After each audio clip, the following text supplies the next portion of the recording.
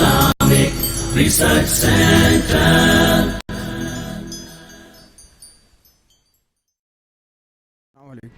फर्ज भी जो नमाज छूट गई है और याद भी नहीं फ़र्ज़ नमाज, उसका क्या, कैसा पढ़ेंगे इस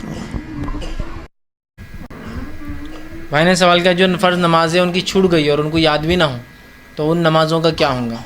तो देखिए जो फ़र्ज़ नमाज़ें आपकी जो छूट गए, आपको याद ना हो, तो उसके लिए अल्लाह से आप तौबा करें, जो याद हो उसको पढ़ लें।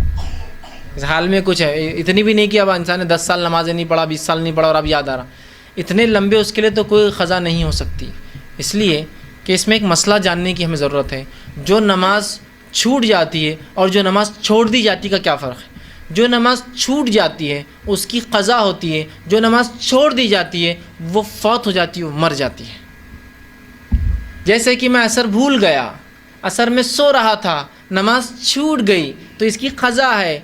जो नमाज छोड़ दी गई, असर का वक्त हो रहा, चलो ना, अरे पढ़ लेंगे यार बाद में देखेंगे, और मगरिब आ गई तो असर ऑटोमेटिकली डेड हो गई, वो मर गई, उसकी फौत हो गई उसकी, चूँकि आपने जानबूझ के फरीज़ा छोड़ा।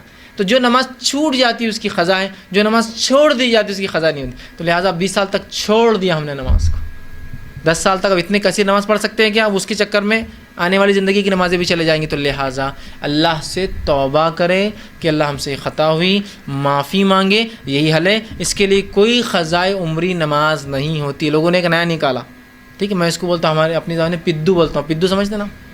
पिद्दू क्या होता है कि एक आदमी रहता, वो कोई 2 बच्चे समझ खेल रहे, एक बच्चा कमज़ोर है, तो जो ताकतवर है दूसरे क्या बोलता, तेरे को 2 पिद्दू, मतलब तू 2 बार आउट होना, एक बार खेलना आउट हुआ तो तेरे को एक और चांस मिलेगा, पिद्दू। तो हमने एक पिद्दू लगा दिया। क्या है कि क़ज़ाए उम्री पढ़ लो, बस ये कहो कि अल्लाह फ़जर की 2 रकात क़ज़ाए उम्री, और बांध लिया रकात, मतलब जितनी छूटी आज तक पूरी कवर, फिर ज़ोहर की 2-4 रकात क़ज़ाए उम्री। इसका फ़ायदा क्या उठाते लोग मालूम आपको?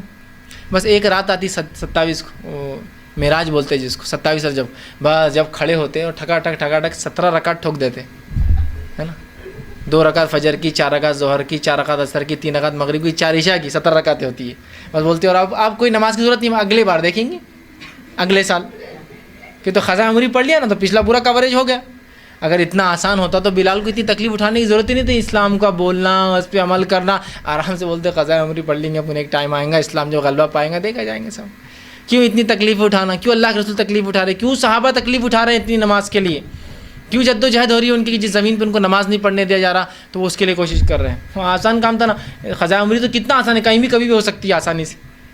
तो ये सब चोर दरवाजे हैं।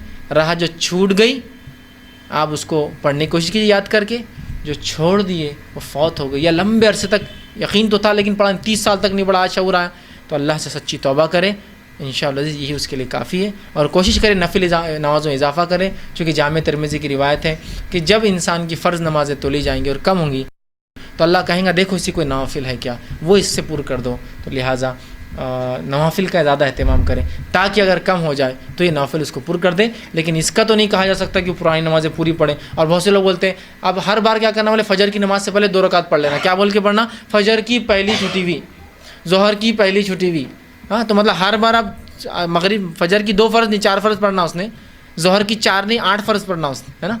ये कौन सा उसूल है? मुझे नहीं समझ में आ रहा ये तरीक़ा कहाँ से लाया गया है ना। ऐसा कहकर तो आप छूट दे रहे कि महीना भर नमाज़ मत पढ़ो और अगले महीने डबल पढ़ के कवर कर दो उसको। ऐसा नहीं मेरे भाई, नमाज को अपने वक्तों पर ही पढ़ना है। मजबूरी हालत अलग बात है, जो छूट जाए उसको कवर हो सकती है, छोड़ दी जाए तो नमाज़ें ख़त्म हो जाती है।